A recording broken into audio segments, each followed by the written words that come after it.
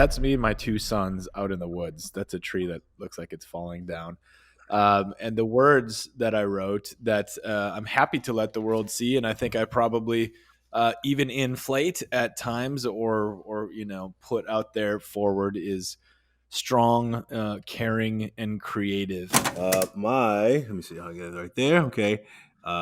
Funny, serious, and hardworking. I've made lots of masks over the series of this work. And when you said caring, I'm like, why have I don't think I've ever written caring on the front, although I care deeply about people. Well, now we're on the back. Oh, man. The first is scared and full of fear. The second, which is probably the worst feeling, the feeling or experience that I have the least comfort with, which is hopeless. Anger is anger. I'm angry at plenty of things, and I don't like to show that. But then I think the big one, I think that kind of ties it all together for me is the fact that in many ways I just totally don't have my shit together. Okay, here's the back. And fear, sadness, and trauma. And mostly childhood trauma that I'm thinking about. But fear, when I wrote fear, it was really about fear of failure. Like most of my mass, I wrote fear of failure.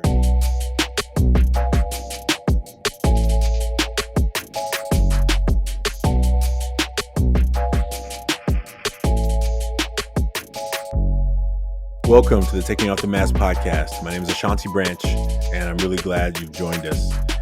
Today's guest is Dan Doty. Dan is a wilderness guide. He is a leader. He's a writer. He's a men's coach. He's a somatic meditation teacher. There's so many things that I could use to describe Dan, but one of the things I was really excited about learning about more of his story is that he says that I mostly just have a big heart and I love to serve people that serve the world. And that's a beautiful way of describing this conversation. Dan has been doing this work for a lot of years. He spent 15,000 hours logged in the outdoors with men, like just in incredible experiences. But in this conversation, we didn't really talk about our resumes or our accomplishments in so many ways, but we have come together to talk about our masks and how these masks either serve and sometimes hinder us from being more of our full authentic self. When you get a chance to do this work with men, you know how important it is for men to have that space. And I think one thing that came out in this podcast is that who motivates the motivator? Who coaches the coach? Who supports the leader?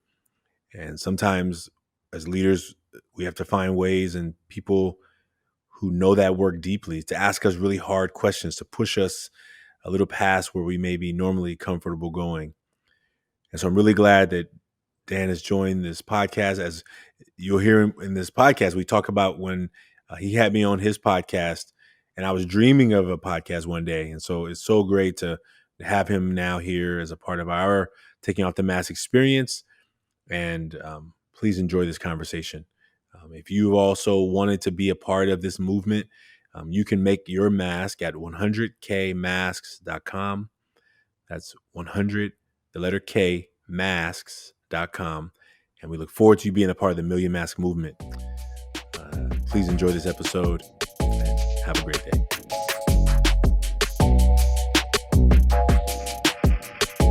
All right. Well, welcome to the Taking Off the Mask podcast. I'm so glad that I get to have Dan Doty here with us. He's going to introduce himself, and then we're going to jump into the mask. But I just want to make sure folks know I was able to be on Dan's podcast 2 years ago. I thought it felt like longer because this last year has been long. But I'm so glad to have him here. Finally, 2 years ago, I was talking about this, and that finally this is actually happening. So welcome, Dan, and would you please just introduce yourself to folks? Yeah, absolutely. And hey, before I do, you're looking good, man. You're like shining. You're like glowing. Yeah, my name's Dan Doty. I'm honored to be a part of this. I've been a fan of Everforward clubs and Ashantis for a really long time. a big supporter.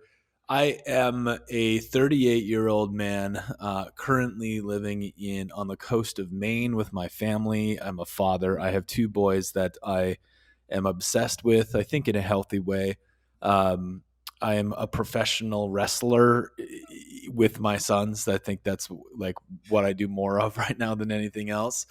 Um, I'm an outdoorsman. I'm a writer. I'm a meditator, a meditation teacher. I'm a wilderness guide. I'm a men's coach. I'm a organizational consultant. I was one of the co-founders of Evryman, which is a global brand of men's work and vulnerability work. Um, and I'm a husband to a beautiful wife, and I just got a guy who cares a lot, I guess. Yeah, and I know that, and I guess even just connecting to that, I thank you for seeing some transformation. I have a picture of my of my retreat that I was at with you, and I came to do some work. I mean, I literally came to just hopefully leave it out there. I didn't know what I was getting into, but I thank you for being a part of that experience, and I got to do some work out in the out in On the the Joshua desert. Tree. Yeah, Yeah. it was beautiful. I'll It never was forget. I'll never forget. We got into our ride to 29 Palms, and our hotel wasn't didn't have room for us, so we had to go find this other cheesy hotel. That was a wild night, man. You, me, and oh, my dad. You, me, and my dad cruising through the desert looking for a hotel. all these artifacts. It's like a hotel with like collection. It was like a that's hilarious. I told and I said, look, when we walked in there, if anybody never been at 29 Palms, there's not a lot of people who look like me there. So, I said, y'all go in and get the rooms. I'm gonna stay out here. I'm gonna I'm gonna just wait out here by the car. I just have a feeling that because we're in the middle of the desert, let's just make this an easy night. We're already That's good. Oh, that's great. Oh, I totally forgot. I totally had momentarily. I mean, there was so much work happening at the thing. I almost forgot about the lead up to it. That Uh was, huh. Uh yeah, huh. yeah. Right on, right on. Thanks for reminding me about that. Hmm. Well, in this podcast, what we do is we we we have a chance for men to do this work, and you talked about men's work and vulnerability, and thank you for being a part of this because what we're just gonna do, you and I, is gonna do our best to share our masks and whatever you're willing and whatever you're writing or willing to write. I am excited to be able to share my mask with you and different layers of it. But I think I'm excited. So what we do with the guests, we ask them who they want to go first or they want me to go first. So uh, and you when you go first, you could just share what's on the front, and then I'll share the front, or whoever decides to go first. That's how we'll jump in. I can go first. I don't mind. Yeah, I'm Oh, happy all to. right, Yeah. fantastic. Do you want me to hold it up to the camera or just Yeah, describe? well, Yeah. yeah, just Yeah. just keep cover the back so no one sees it. Oh, Don't okay. spoil, no spoiler alert for that part. Yeah. All right. So, I mean, what I don't want the world to see is my handwriting and my drawing skills. So I just that's actually what's on the back of my masks. No, but here, let me. All right. So, um, this is an image of. Sorry, it's really chicken scratch. That's me and my two sons out in the woods. That's a tree that looks like it's falling down.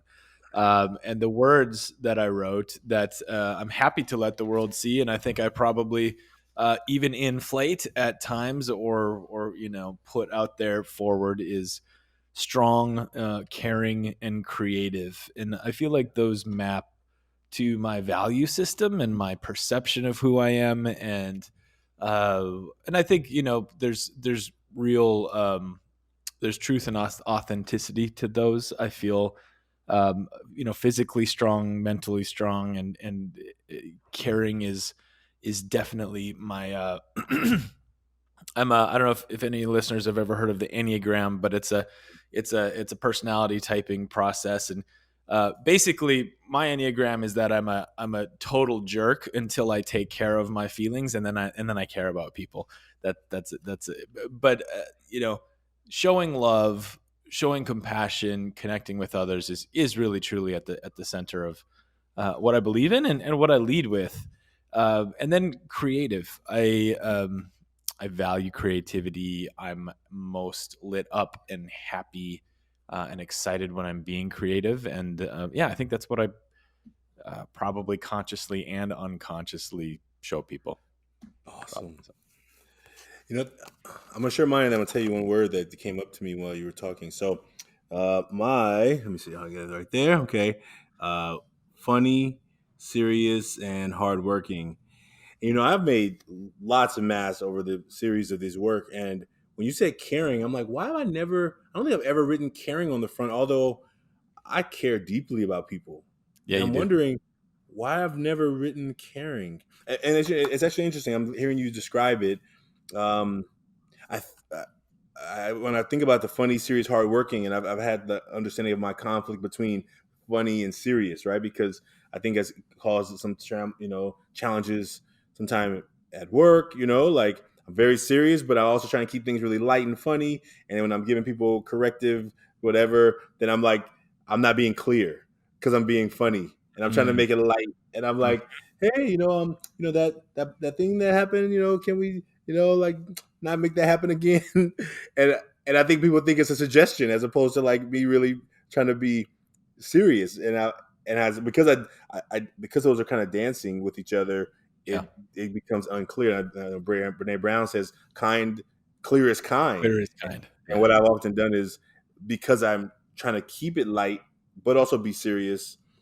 It's not clear, and therefore, so those things are I'm actually really thinking about as you were talking about caring, and then hardworking. I think is one that I have just from 7 years old being told you're the man of the house. Like, hey, you got to take care of your mom and your sister and your brother. I was like, there's no room for playing as much anymore. Right? There was no room for you got to step up. You got to, you're cooking, cleaning, washing, folding, doing everything you need to do to help out, and even take care of, help out and just do, Yeah. Um, so yeah, so thank you for saying caring. And I'm actually, I'm gonna write it here in just another pen, just because I want to make sure that I think about Yeah, why. there's a story that comes up that you might that we have a little similarity on. So you were a teacher, I was a teacher, right? I taught in the Bronx, and I remember. So I was a wilderness guide for therapy programs for a long time, and then I moved to New York, became a teacher, and the principal of my school, um, it, it's so I was 10, 13 years younger than I am now, and I'd go to school in the morning, and the principal would he'd just be like, Dan, you're such a man. Like I just had a beard, and I just like was this wilderness guy. And I think at the time I was defensive about it. I'm like, don't stereotype me. Don't put me in the role of this big hard ass guy. 'Cause I can be a hard ass, but when I was teaching the kids, when I was a teacher, I taught the like not what people expected, right?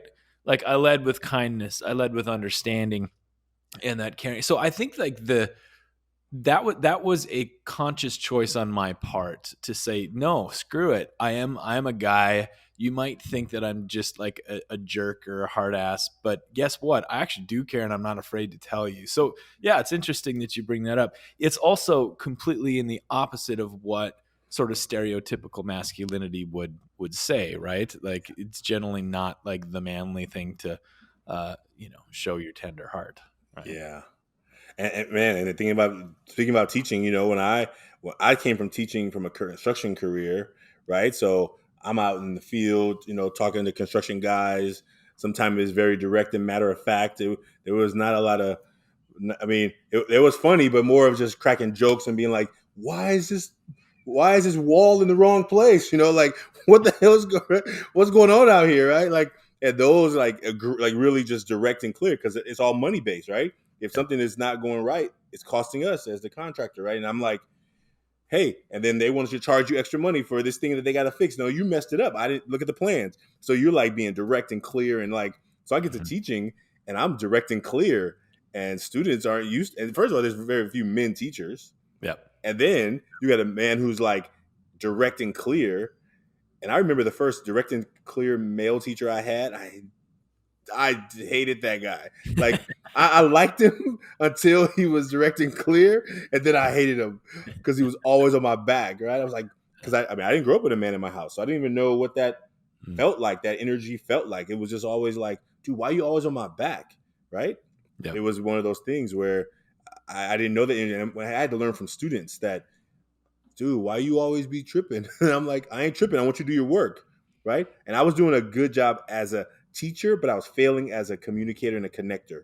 Mm. So smart kids were failing my class. I mean, I was like, See, why are you we failing? would have been a good team because I was the opposite. I was a good connector and communicator, and I was a terrible teacher, like the worst. So we would have been a good team. Man, well, we get to reconnect in this new teaching phase. Well, now we're on the back. Oh man. Well, okay. Yeah. Yeah. Well, not that you Well, need take to a see. breath. Maybe let's take a breath first before we jump in. Yeah. Okay. Just I don't know. Maybe it's still pretty light, but sometimes it gets ready to drop in. I just want to. I mean, I need Mhm. a breath. How about that? I needed a breath. Yeah. Remember those teaching days brings up so much stuff. I need to breathe. All right, it's your show, brother. Okay, so I put four down. I put four things down here, and I'll just read them because I don't think you could even read my writing. Uh, the first is scared and full of fear. The second, which is probably the worst feeling, the feeling or experience that I have the least comfort with, which is hopeless. Um, anger is anger. I'm angry at plenty of things, and I don't like to show that. But then I think the big one, I think that kind of ties it all together for me, is um, the fact that in many ways I just totally don't have my shit together. I just don't have it together. Um, and that's somewhat true. Sometimes that's all the way true. Sometimes that's true just in places. But there is this sort of free fall feeling of in moments or sometimes sustained moments where it's just like, my God, how, how does this all fit? How does fatherhood and work and uh, marriage and politics and the world and how and then there's just these sort of hopeless, um, yeah, really scary, terrifying feelings of just things are out of control. Yeah. Thank you, brother. Thank you for that. Okay, here's the back, and fear, sadness, and trauma, and mostly childhood trauma that I'm thinking about. But fear, when I wrote fear, it was really about fear of failure. Like most of my mass, I wrote fear of failure, and I guess as I left off fear of failure there, because I think I'm more than afraid of failure. Maybe even sometimes I'm afraid of success. I don't know. I think sometimes I get in my own way. Um, I, when you said the last thing the words you said, the not having your shit together, it resonates 100% because I think the reason I'm always trying to work hard and keep working hard because I feel like I don't, like, why am I not? I do a lot. Unfortunately, I do a lot of comparing, and I don't want to compare. Right? I don't Mhm. want to compare. My mentor tells me, comparison is the thief of all happiness. And what happens when I start comparing myself to people, I don't know their journey. I know that. Intellectually, I know that if I'm comparing myself to somebody, I don't know what they've been through to get to where they are today. Even if they're younger, smarter, whatever, I don't know all the things that happen. Um, and I got to be careful that when I get into that place of like I'm working so hard, like I could work. I don't have kids, right? So I can work 18 hours a day, and no one's gonna say anything. Yeah. No one's gonna be like, "Hey, you better come eat." You better come and do. Like, no one's gonna. I take care of what I need to take care of. And so I think that fear of failure, the fear of like I really want this thing to work. I've been trying to Yeah. build this organization for a lot of years, and I'm like, what? Again, my mind, it would have been bigger, faster, Yeah. larger, long time ago, right? Mhm. And maybe it happens as you're ready for it. Maybe I told myself a lot of stories around that. Um, That's confusing, isn't it? That whole I go down that trip, man, of like, am I the limiting factor here? It's messy. It's complicated. it is, and it feels that way right now. I think 2021, I started the first day of the year jumping in the ocean, um, and I was like, let's go, like let's push past. Like every day, we're gonna just keep stretching past comfort, Hmm. and I think that's what I'm trying to work on, man. I think this idea that I've been wanting to write a book. I've been wanting to grow this movement. Like I'm like, I think I've grown it as far as I can grow it with the limited knowledge, with the knowledge that I have, not the Yeah. limited, with all the knowledge I've tried to put into the Million Mask movement. I'm like, okay, so I'm trying to just find Hmm. people to help this next phase, right? And knowing that asking for help is sometimes hard for me, not often hard for me. Yeah. I won't say always, but most times, right? More often than not, asking for help. Trying to get more honest as I'm like, oh yeah, it's not all the way true, right? It's hard, and it's not that I don't think I need help. It's I don't want to bother people. I don't want them to think that I'm not good at anything. Like I tell myself that asking for help means something, even though I know it doesn't. And I think when I started Everforward as this mentoring program for these high school students, I was trying to create subconsciously what I didn't have at that age. Sure. Like I wish somebody had helped me to Totally. break past my own limiting stuff when I Yeah, was but I think younger. that's how it works, man. I mean, I think that I don't know. But I'm just riffing here. But my sense is that that is, I mean, I can look back in my life and similar things that I created were 100% to create. Actually, one of the things which is this is just like a small blip in a much larger ocean of reason and experience. But you met my dad. He came to a retreat. But it's kind of crazy to go back after I look back on the 4 years of Everyman that I've been a part of. In some ways, I think I was subconsciously creating a set of conditions, both for myself, but also for him and like our family sort of structure of no feeling, not communicating, suffering on our own, and so there was actually kind of a feeling when my dad came to those retreats with me, just like kind of like dusting my hands off. It's like, oh, okay, we're done now, right? Like, I mean, the part that I needed for me was like officially complete then, and so I mean, yeah, I think what's really interesting to me is so when you recognize that and then you achieve that and then you want to keep going, what's like the pathway to that sort of next stage? I think that's really interesting. Yeah, man. Well, I thank you for sharing that back. That really, I mean, that when you said that last one, it really resonated with me. I think, and I'm one thing I did at the weekend that I was with you at. I needed to do some deep work, right? And I was like, I'd done other events before, but I wasn't ready. I wasn't ready. Either I didn't know I needed to do the work at the time, or I don't think I knew. But also, when I came, I trusted, well, you and I had met before.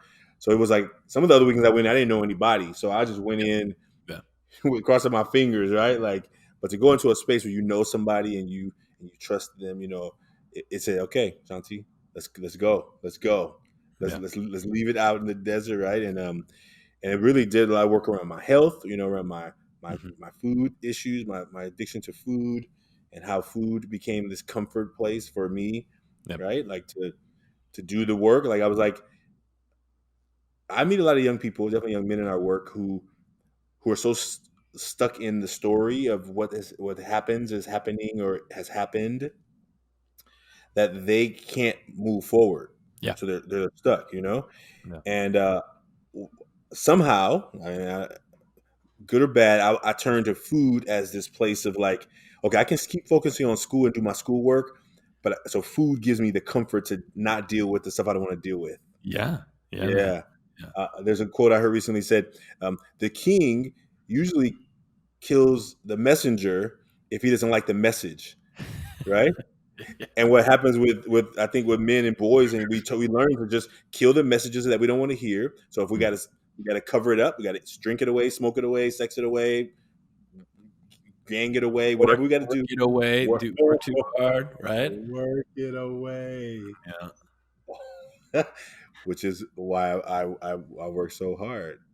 I had in high school, I lived in a rural like farm town, and I got hired by a local pig farmer, and he his name was John, and I mean he was like the most perfect mentor to me. He never talked to me about school. He didn't try to teach me anything. We just got together and we shoveled shit and we built stuff and we dug rocks out of the ground, like just caveman work, right? And um, but he there was like a few elements of vulnerability that just came out too, and he never really talked about it, but he shared about he had a strained relationship with his kids and that his marriage was tough. And somehow I learned that he had been an alcoholic, but he had quit the booze. And instead of the booze, he bought this hobby farm and he raised pigs.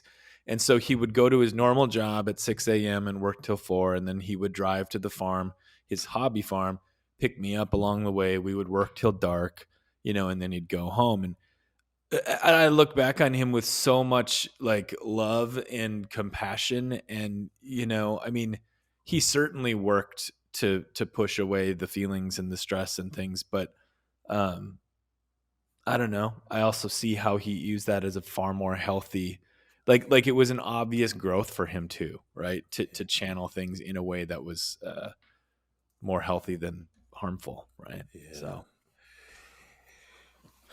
man. As we are thinking about just the back of the mask, because that's pretty much our work together is, here, just in this moment right now is thank you. I want to say thank you because what we're asking men to do all over the world is are you willing to take off the mask? Are you willing to explore the parts of yourself that you gladly let the world see and the stuff that you don't let people see so you can see, is it working? Like if the stuff, mhm. if the stuff on the back, it works for you, for not you, but the Mhm. yous in the world, then great. Then you're good, and you're okay with just being what's on the front. But what I see a lot of times, and when I talk to young men, is that they want to be able to talk about the other stuff, but Yep. there's these rules. The rules say, no, we don't do that. The rules say you're not really a real man if you do that. You're like you're something less than a man. And I think that's the work that I'm really glad that I get to connect with you around. And um, you know, you have two boys, and I was saying I was so juiced about your. Do your sons know who Captain Underpants are?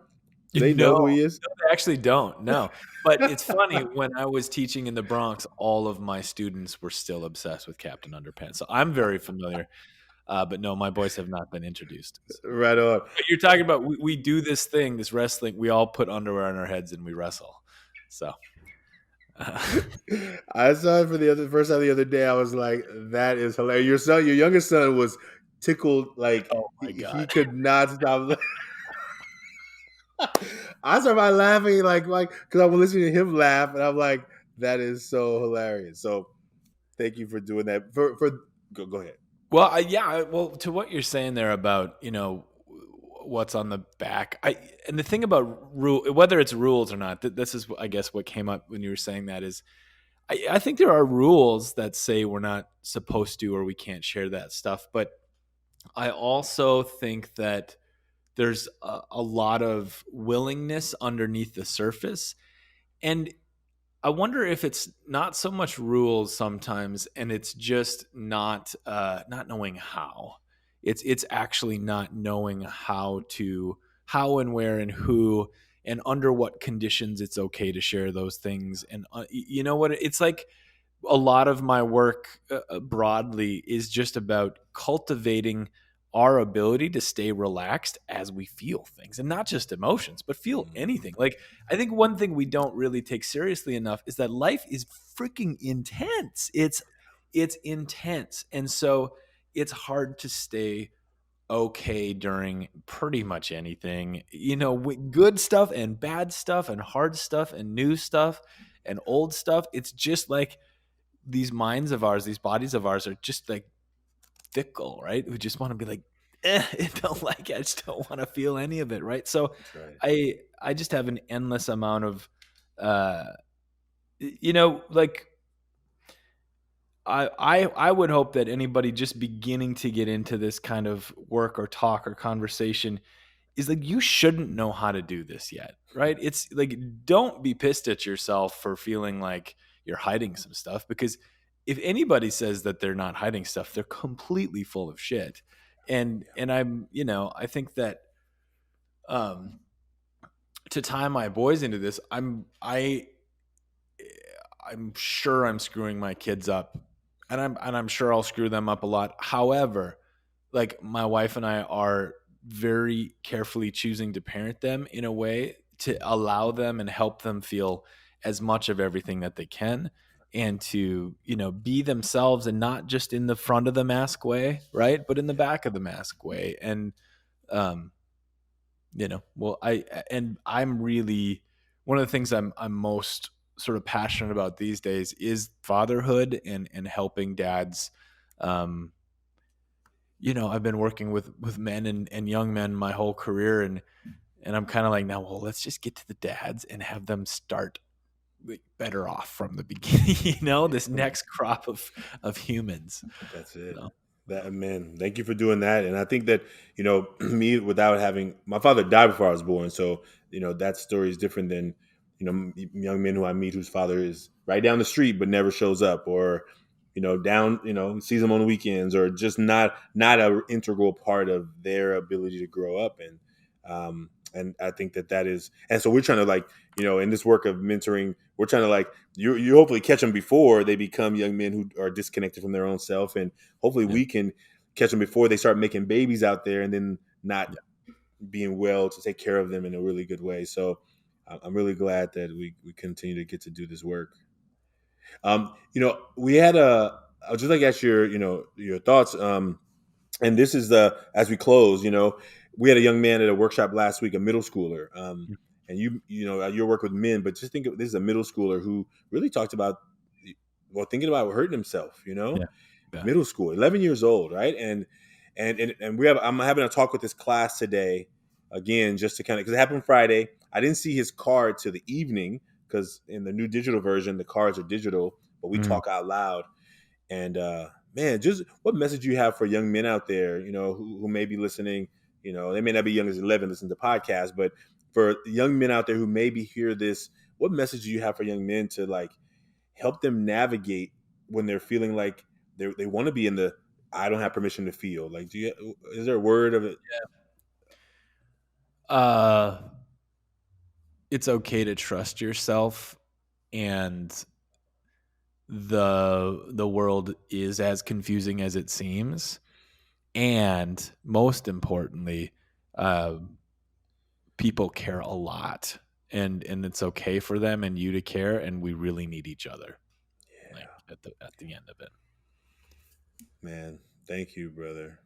Thank you. I appreciate that. And I'm, my thoughts are, like, all over the place, in this conversation today with them. And that helps me to, yeah, it feels exactly in alignment with, like, we need each other. And I think one of the boys spoke about it out loud. He said, I'm really feel lonely, right? Yeah, What if yeah. you're a boy today and you didn't have permission to even use that language with your family? Like, you're not supposed to, you got family here. How are you feeling lonely? Right. Or whatever the message they tell you, right? Mm. That, like, for I know some young men who are thriving right now during learn at home. They ain't got to worry about people judging their shoes, their clothes, their hair. Yeah, and, yeah, and we know some are, they want to be with their pals, friends, or whatever. It's just in that social environment. So that's what we're trying to help them recognize, is that we I get it, yeah, and we need it, and so we do need each other. I do appreciate that.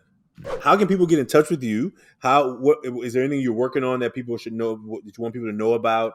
Like, this is your time to kind of share Yeah. what's up in your world, and or at least what you're what you're able to share. And yeah, we're excited about that. Yeah, my website's just dandoty.com. Just simple. All of the work, the vulnerability work, emotional work, is at everyman.com. You could please go there. And yeah, really nothing else other than I'm on Instagram. I'm trying to do more on Instagram, and I do have plans for a new podcast soon. Um, it's not out yet, so nowhere to go for that yet. But eventually, soon, I'll have another podcast. So Well, let us know. Let us know. We'll put a link to your website and Everyman in the show notes.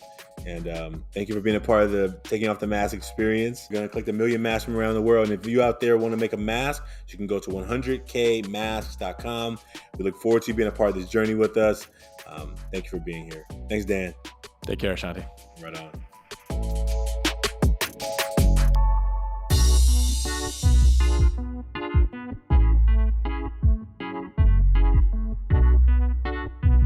If what you heard today you enjoyed, if you've listened to this and you found something inspiring, please like and subscribe to this podcast. That's the best way for someone to find this podcast, maybe like you did. Please tell someone about it. If you know, listen to some of our previous episodes, and if one of them rings out to you, please share it with somebody you know. We also invite people to join us in a face-to-face where they come together with another person to make a mask and talk about that mask together. There's short conversations, about 20, 30 minutes. So if that's something that's interesting to you, please send us a message, send us in the comments below, let us know that you're interested in that. And we look forward to you joining the movement of the Million Mask Movement. And check out our new shirt. I don't know if you can see it, but this is our new shirt, the Million Mask Movement. And so we'll have these soon available, but we look forward to you being a part of the movement and supporting our work. Please consider supporting the work that we do in Everforward and in the work that we do in the Million Mask Movement to let people around the world realize that they're not alone. Thank you.